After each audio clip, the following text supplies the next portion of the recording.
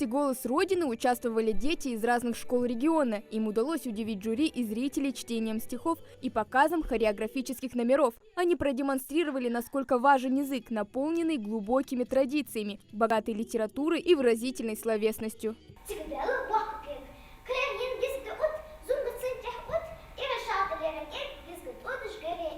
Но с прошлого года у нас еще было это выступление, в школе проходило.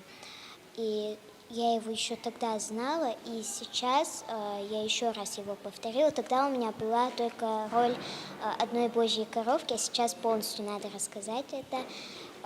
Меня подготовила моя учительница Ида Магомедовна по ингушскому языку. Энтузиазм юного поколения только растет. Они стремятся узнать как можно больше о русской и ингушской литературе. Этот конкурс, можно сказать, доказывает лишний раз, что ингушский язык жив, что на нем говорят. Есть дети, которые читают литературу, которые учат стихи и любят свой язык.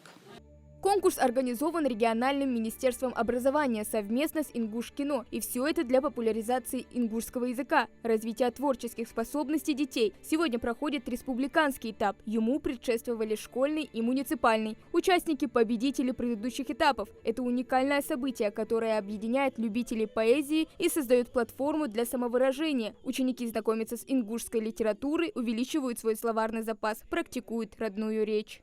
Проект реализуется за счет гранта культурных инициатив.